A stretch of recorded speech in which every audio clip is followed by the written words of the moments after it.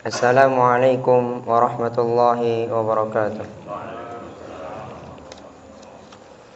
Alhamdulillahi wa kafa, wassalatu wassalamu ala nabiyyina al-mustafa wa ala alihi wa sahbihi ahli sidqi wal wafa. Amma ba'd. Segala puji dan puja serta syukur kehadirat Allah Subhanahu wa taala yang telah memberikan kepada kita berbagai nikmatnya sehingga pada pagi hari ini kita bisa melangkahkan kaki kita untuk dapat salat berjamaah di masjid yang Allah berkahi ini. Salawat serta salam tak lupa kita junjungkan dan kita curahkan kepada Nabi kita Nabi Muhammad sallallahu alaihi wasallam yang syafaatnya kita nantikan di akhirat kelak. Bapak dan Ibu jamaah Masjid Darul Abrar yang dimuliakan Allah Subhanahu wa taala, izinkanlah kami untuk menyampaikan suatu hadis dari Nabi sallallahu alaihi wasallam yang bertemakan jaga rasa malu.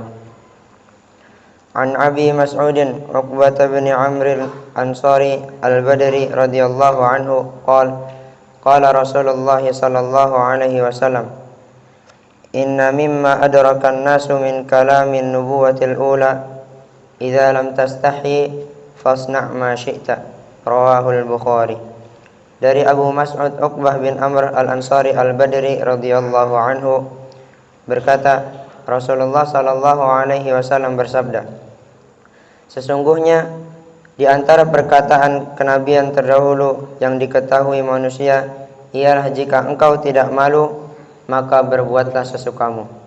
Hadis riwayat Bukhari nomor 3484. Hadis tersebut menjelaskan bahwa orang yang telah hilang sifat malunya maka tidak ada lagi yang menghalanginya untuk berbuat tercela, tidak sungkan melakukan yang haram, tidak takut terhadap dosa, tidak malu berkata kotor.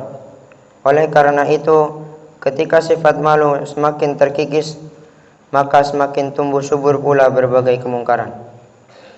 Imam Ibnul Qayyim rahimahullah berkata, hidup dan matinya hati seseorang sangat mempengaruhi sifat malu orang tersebut.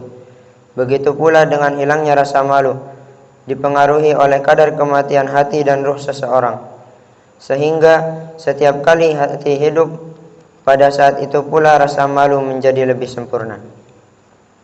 Warisan para nabi yang berupa rasa malu adalah sumber akhlak yang terpuji, juga merupakan pendorong untuk melakukan kebaikan dan meninggalkan kejahatan. Maka kita wajib memelihara rasa malu tersebut dan menjadikannya sebagai akhlak kita sehari-hari. Dari Anas radhiyallahu anhu ia berkata, Rasulullah sallallahu alaihi wasallam bersabda, sesungguhnya setiap agama memiliki akhlak dan akhlak Islam adalah rasa malu. Hadis riwayat Ibnu Majah nomor 4182. Rasa malu merupakan salah satu cabang keimanan yang akan membuahkan ifah, kesucian diri. Maka barang siapa yang memiliki rasa malu hingga dapat mengendalikan diri dari perbuatan buruk, berarti ia telah menjaga kesucian dirinya. Rasa malu juga akan membuahkan sifat wara', selalu menepati sifat wafa, selalu menepati janji. Dari Abu Hurairah radhiyallahu anhu, Rasulullah sallallahu alaihi wasallam bersabda, iman itu ada 70 sekian atau 60 sekian cabang. Maka iman yang paling utama adalah ucapan la ilaha illallah, dan yang paling rendah adalah menyingkirkan gangguan dari jalan, dan malu adalah cabang dari iman. Hadis riwayat Muslim nomor 36. Kebalikan dari rasa malu adalah tidak tahu malu. Ini adalah sifat tercela karena mendorong pelakunya untuk melakukan kejahatan. Tidak peduli dengan segala cercaan hingga ia melakukan segala kejahatannya dengan terang-terangan.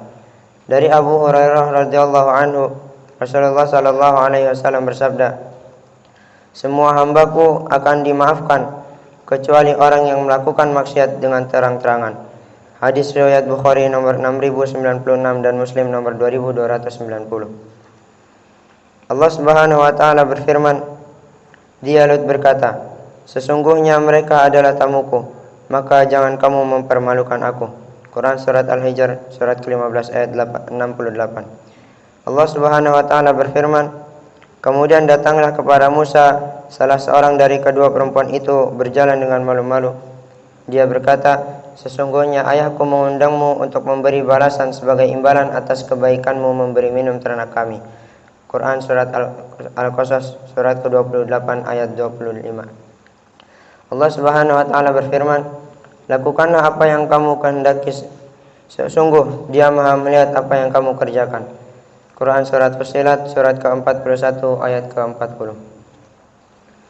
Sebelum kita akhiri majlis kita pada pagi hari ini, marilah kita tundukkan hati dan pandangan kita.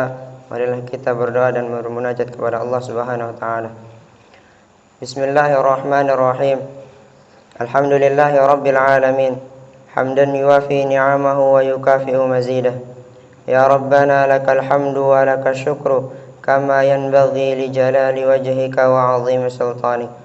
Allahumma salli wa sallim ala sayyidina Muhammad wa ala ali sayyidina Muhammad.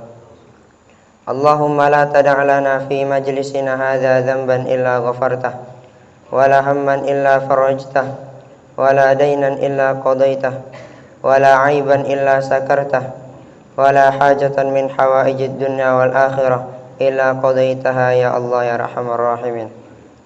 Ya Allah yang maha besar dan maha kuasa, kami mohon kepada Engkau ya Allah untuk para musyrif, orang tua asuh, donatur, pembina dan pengurus yayasan, pengurus ponpes dan umat muslimin dan muslimat. Diampuni dosa-dosanya, dosa besar, dosa kecil, disengaja ataupun tidak disengaja. Diberi hidayah agar dapat melaksanakan semua perintah-Mu dan meninggalkan semua larangan-Mu. Diberi kesehatan agar bisa istiqomah dalam melaksanakan ibadah baik yang wajib maupun yang sunnah. Diberi rezeki yang luas dan berkah agar mau berbagi kepada anak yatim, duafa dan perjuangan Islam. Diberi kemampuan bisa bersabar jika menerima musibah dan pandai mensyukuri kenikmatan. Diberi keturunan yang qurrat a'yun, keturunan yang saleh dan salihah. Rabbana atina fid dunya hasanah wa fil akhirati hasanah وقنا عذاب النار سبحان ربك رب العزة عما يصفون وسلام على المرسلين والحمد لله رب العالمين. السلام عليكم ورحمة الله وبركاته.